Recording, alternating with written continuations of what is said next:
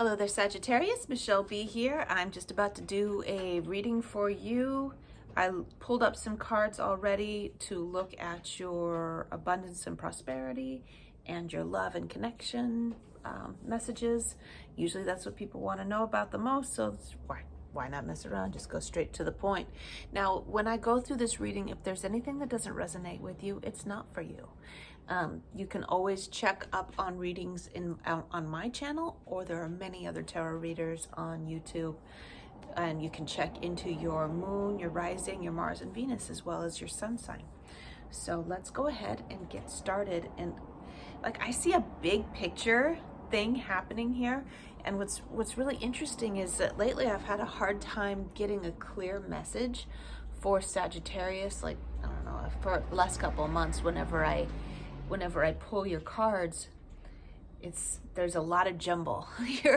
You're definitely a mutable sign, fiery, passionate.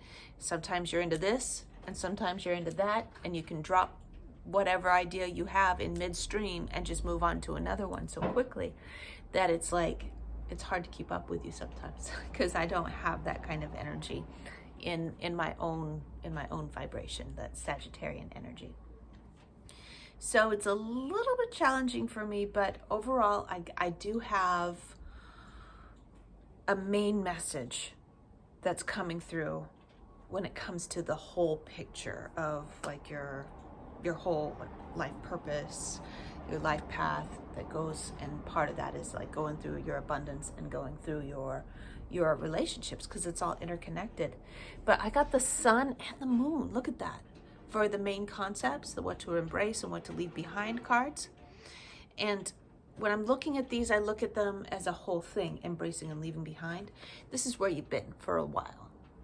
It's in this state of dissatisfaction, but not knowing quite, not being able to put a pin in exactly what it is that you're dissatisfied about.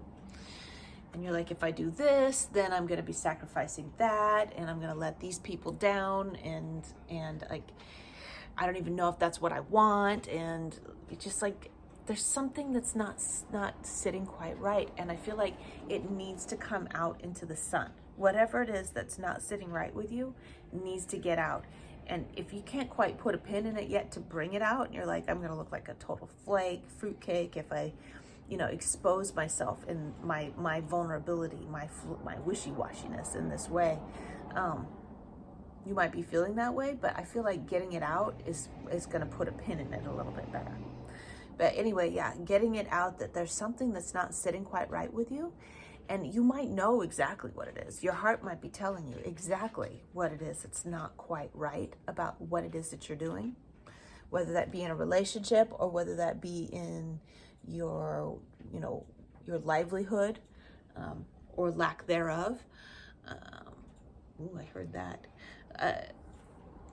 Whatever it is, just like talk about it. I'm not happy with something, with the people that you love. Just get it out there and see what ends up coming out in the dirty laundry. I feel like it's a secret that you've been keeping from people because you don't want to look like a flick. Let's get on with the messages. An interesting thing that I found out that was in both the resources department here and in the love and connection department, we had the Queen of Pentacles and the 10 of Wands came up in both of these, both in the shadow and in the light of both of these. Okay, so the reason that I think these both came out was because you're having a hard time negotiating. I think you're negotiating in your own head between your responsibility to the people that you love and feeling like you wish that you had independence to be able to do whatever you want whenever you want.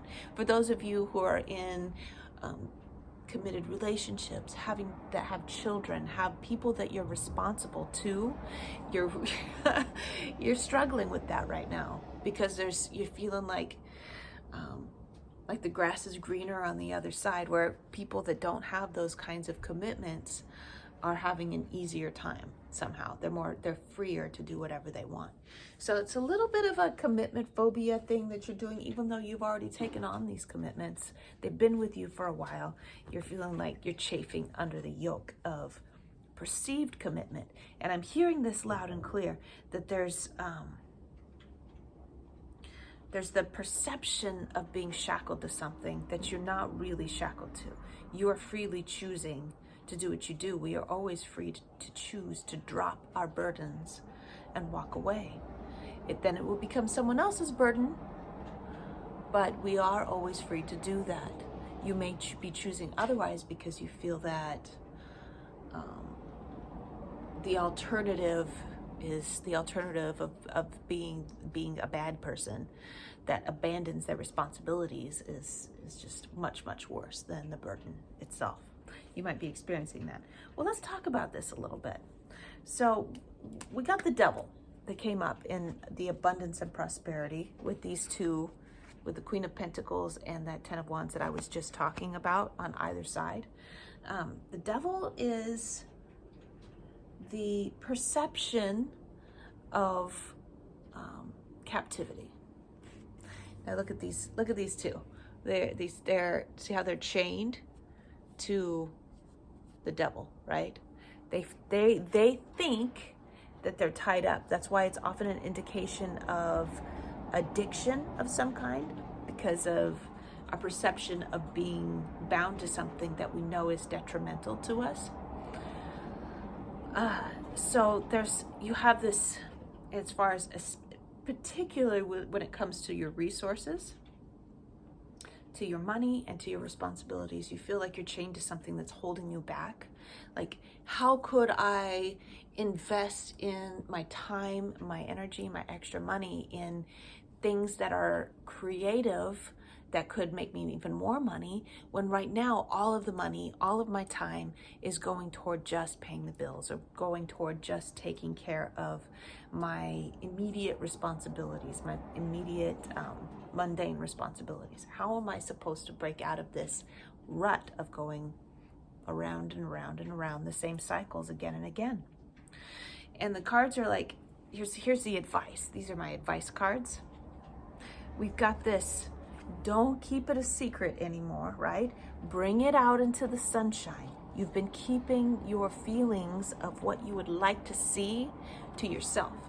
I think for the most part, I remember at the beginning of the reading I was talking about, some of you don't know what it is, they can't quite put a pin on. For the most part, most of you actually do know what it is, but you can't put a pin on how to get there or how to articulate it to the people that you love. It's saying, don't keep it a secret. Get it out in the open. At least start the conversation. Like, I'm not satisfied. I feel like I have more to offer to the world, to contribute to the world. And I feel like I could be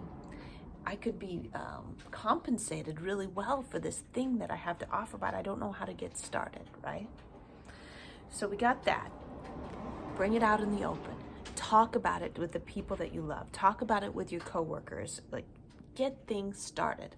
We also have the Nine of Cups, and we have one more cup. So Nine of Cups is, I'm feeling pretty darn satisfied, but there is something else that I want, right? They were both in reverse in how they were set out. I feel like what could turn them both right side up is making the offer. That's what that Page of Cups is all about. He's about being vulnerable, making the offer. It seems like when we're kids, when we're children, it's so much easier for us to say, hey, there's this thing that I want to do. Can you let me try it? And when we get older, we get all this baggage about how, oh, we can't just do that. We can't just say, I want to try this. That's embarrassing. What if you're a failure? What if they say no? What if people find out that you're, a loser? What if it doesn't work out? Like, we have all this emotional attachment to our ego that prevents us from stepping into the unknown. And that's what you're being asked to do by the cards. Make yourself vulnerable. Put yourself out there. And you could find yourself in a completely different position, like by next month or within a couple of months. You could find yourself in a completely different place if you get the conversation going. get the conversation started. What I'm hearing, stars here, what I'm hearing is that you're not aware of how much you have going for you, or how much support that you have from your coworkers and the people that you love, that in making a transition to something that works better for you. I think other people around you know that it's in their best interest to make sure that you are supported in order for you to support them, right? Because that's the thing that you're worried about. I don't want to let other people down by doing what I want to do. You're not. They have an interest in you being happy and satisfied for your contribution to the collective, right? So stop being so self-sacrificing and just get it out there and start the conversation talking about what it is that you need. Let's transition over to your love messages. I already talked about how you're concerned about being responsible versus carrying burdens that you just don't want to carry anymore. Those are there and that's in the advice section. It's like, be aware that this is what's going on in your mind so that you can talk about it, especially if you're in relationships that are becoming strained, particularly around you avoiding the conversation.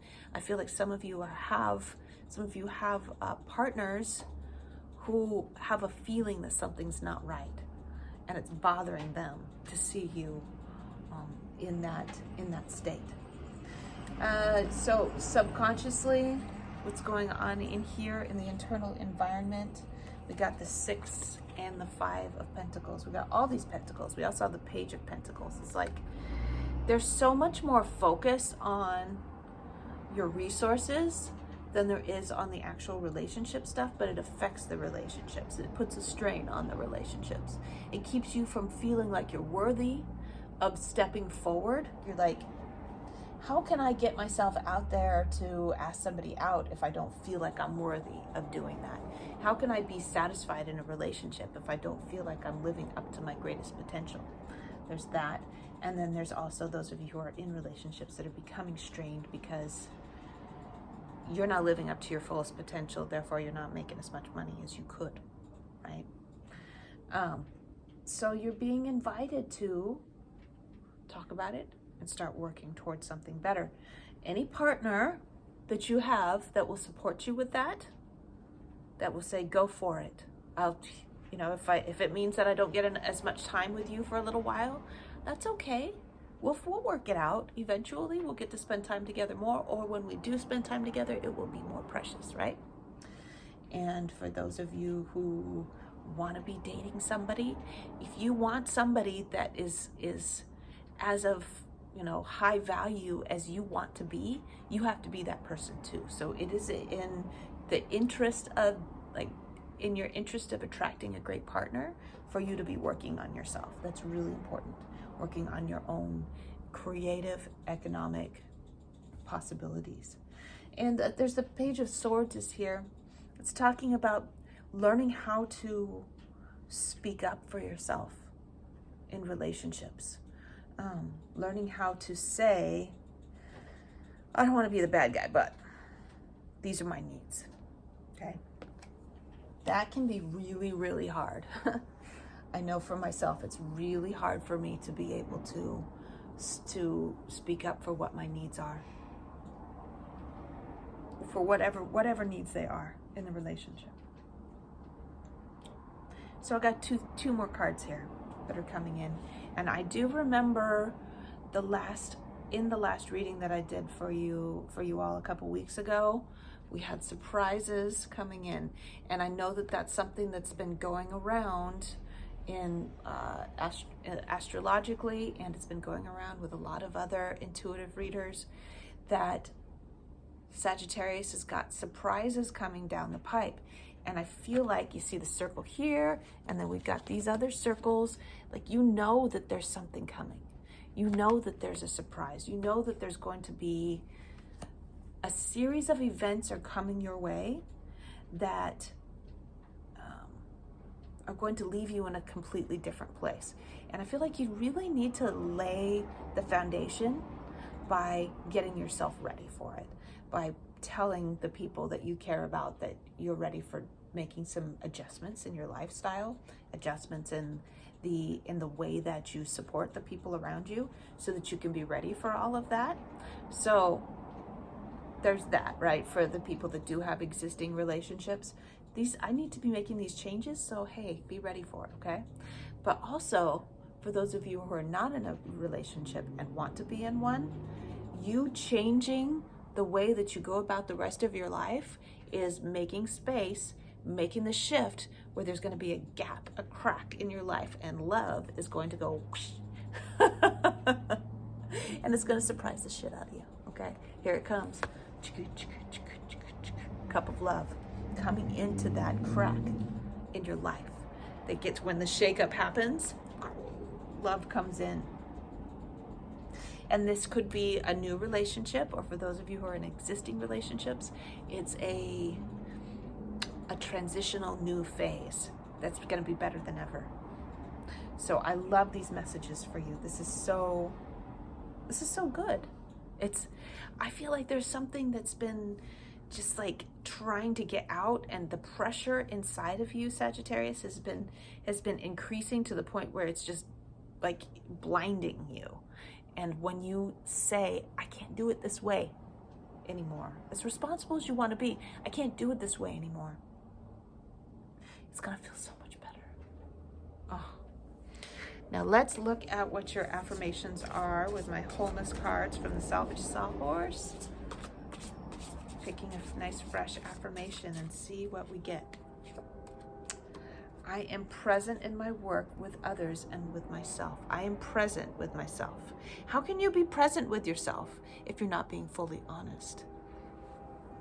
Now, I'm not saying that you have been dishonest, but you haven't been totally clear about how you feel. When people are saying, how you doing? You're like, fine, right?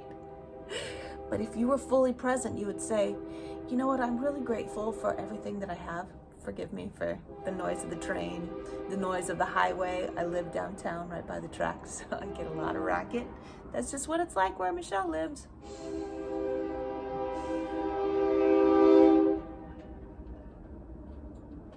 Finishing up. You would say, I'm really grateful for everything that I have.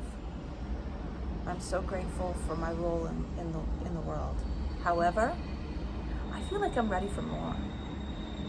That's how you could say it. You don't have to pretend to be totally satisfied if you're not. Being unsatisfied is not a negative thing. Being unsatisfied means you just need more, right? So, no more hiding it, no more suppressing it. Let it come out, all right? Be present, be honest. You're gonna feel so much better. All right, Sag, love ya. I'll see you next time.